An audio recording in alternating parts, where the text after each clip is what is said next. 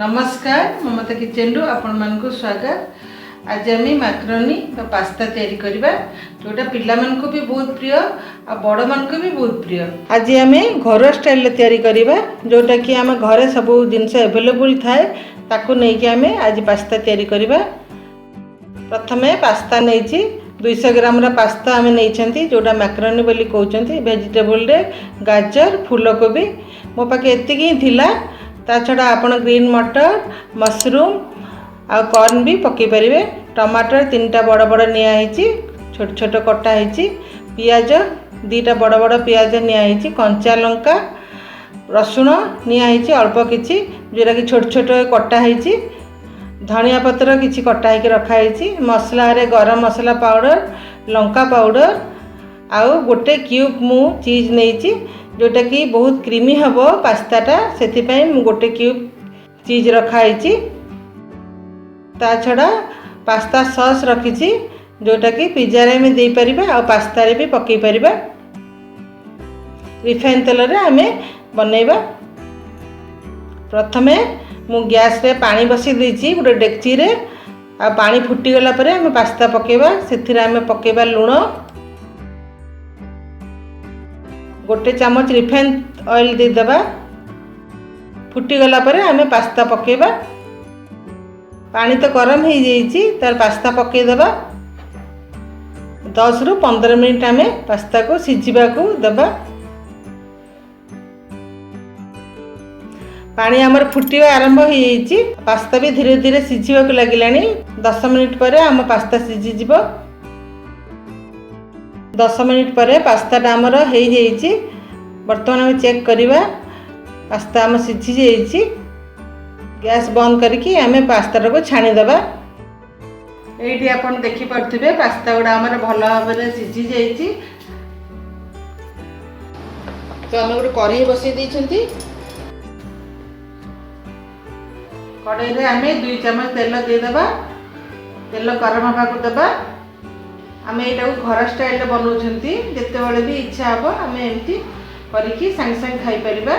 से आम कंचा लंका पकईदबा आउ कटा जाइए रसुण पकईदबा। आ कंचा लंका रसुण को भल भाव में लाल हवा को दबा। ये रसुण आम ब्राउन कलर हो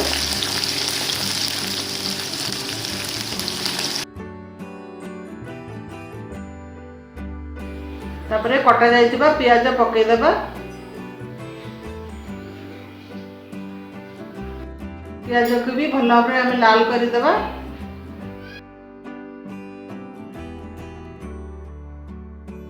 आम टे अल्प टे लुण भी देदेबा टेस्ट जानिकी जमी पियाजटा जल्दी हो। ये पियाज आम लाल हो आसलानी।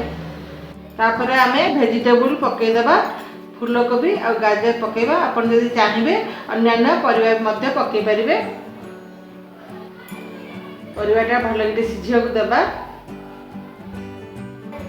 तापर आम कटा जाइए टमाटर देदेबा। भल भाव सिझा को देबा।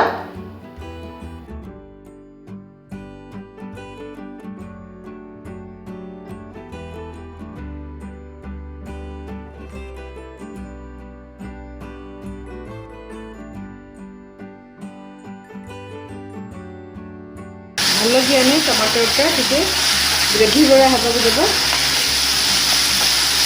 टमाटरटा भल भाव में आमर नरम हो जाए। सबू तक गरम मसला लंका पाउडर आ गोलमरीच गुंड आम देदेबा।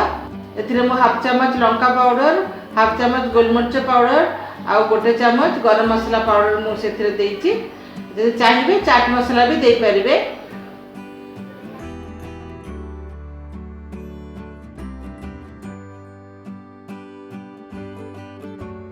तापर आम से पास्ता सॉस जो आम रखी आम देदेबा।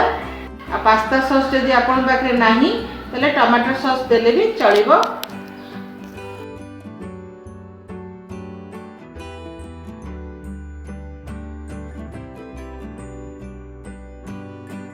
परिबा जेमती पोड़ी न जीवो सेति पई भी आम ध्यान देबा। गैस रो फ्लेम टे कम करके रखाई। टिके धनिया पत्र मध्य पकईदबा। आमर मसलाटा ग्रेभीर मसलाटा तैयारी हो जाइए। तापर आम पास्ता सीटी देदेबा भल भाव ताको मिसेदेबा। गैस रा फ्लेम आम कम कर रखिथिबा। आम भल भाव गोले सारिबा तापर आम हाई करबा। भल कि मसला संगे आम मिसई सारला परे आम ताको गोटे मिनिट पे ढांकी देबा।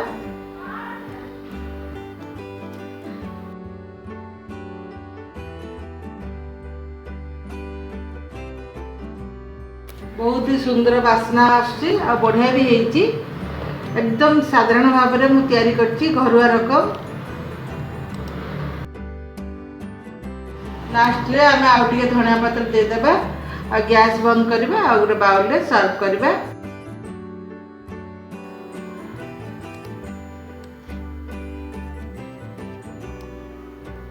तापर आम बाउल रे गरम गरम काढ़ी देबा। पास्ता बहुत बढ़िया है। घरे भी आम पाखे जहाँ भी अच्छी ताको नहीं कि आम तैयारी करके बहुत सुंदर भाव में तैयारी करि परिबा। तो ताले आपन जदि मो वीडियो भल लागिला त लाइक करिवे, शेयर करिवे, कमेंट करिवे आ सब्सक्राइब मध्य कर देबे। आ पाखरे जे बेल आइकन को भी क्लिक कर देबे आउरी नुवा वीडियो देखिया पई। ताले मु आसुची पुणी गोटे नुवा वीडियो नेकी।